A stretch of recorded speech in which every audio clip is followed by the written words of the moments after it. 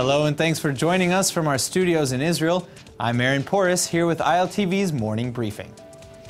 Israeli ambassador to the UN, Dani Danon, paid some pretty harsh criticisms to the United Nations in New York last weekend when the international organization held a two-day panel marking 50 years of the Israeli occupation. Israel immediately protested the conference, which was organized by the Committee on the Exercise of the Inalienable Rights of the Palestinian People, on the grounds that it was heavily biased. This was proven by the fact that at least two participating organizations had strong ties to Hamas and the PFLP, Palestinian terror organizations. NGOs that Israel deems as promoting anti-Israel sentiments like B'Tselem also took the floor at the event, lamenting alleged Israeli policies. After Palestinian negotiator Saeb Erekat took to the stage to talk about how Hamas and the PFLP are not terrorist organizations and that the Palestinians do not have a partner in Israel today, Danon finally exploded. Standing by a photo of Hadass Malka, a border police officer murdered in a Jerusalem stabbing attack last month, Ambassador Danon accused the Palestinians of having no shame. He said, quote, "These obsessive attempts to besmirch our good name will not change the fact that the Palestinian leadership refuses to end their support for terror." End quote. With a heavy focus on defense, Israel and India are now set to sign a series of major deals while Indian Prime Minister Narendra Modi comes to visit. Set to arrive Tuesday, Modi will be the first ever sitting Indian Prime Minister who's traveled to Israel, and his trip will mark 25 years of diplomatic relations between India and the State of Israel.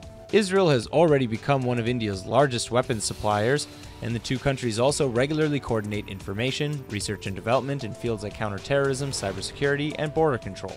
In fact, just this past April, Israel Aerospace Industries, or IAI, signed a $1.6 billion agreement with the Indian Army. 1 month later, IAI signed another deal for $630 million with India's defense firm Bharat Electronics Limited.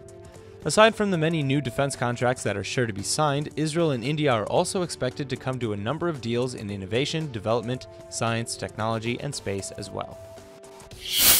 A day after IDF forces entered the Palestinian city of Jenin to remove a monument to the terrorist KHALED NAZZAL, activists from the DFLP terror group have re-erected the monument. NAZZAL, a member of the DFLP, planned the Ma'alot massacre in 1974 that killed 25 Israeli civilians, including 22 school children. The terror attack on an Israeli town in northern Israel was launched by DFLP terrorists from Lebanon. The IDF operation to take down the monument was also unusual, as Jenin lies in Area A, which is under Palestinian security control, meaning IDF forces rarely operate there.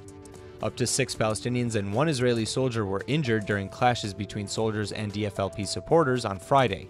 The DFLP has posted pictures on Facebook of the restored monument, saying that NAZZAL will remain alive and immortal in the conscience of his people and his comrades. Israel has taken deep offense to the monument and square in NAZZAL's honor, saying it promotes terrorism and poisons the minds of young Palestinians.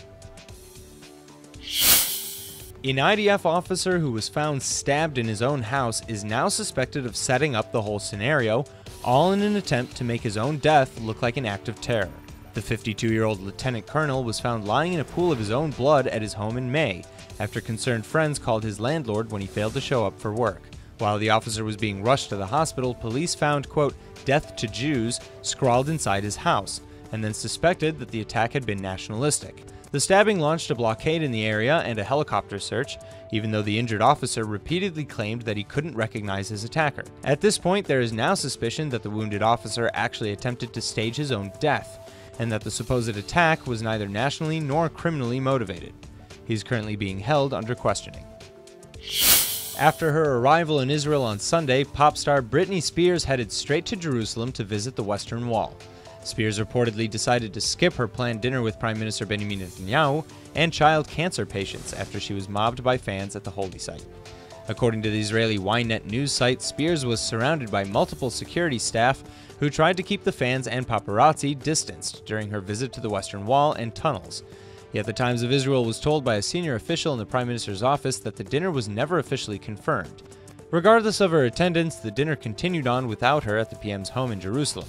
Spears is set to perform today at Tel Aviv's Hayalkon Park as part of her Britney Live in Concert World Tour. That's all for now. I'm Aaron Porras, and see you later with our main daily broadcast from Israel at 2 p.m. Eastern Time.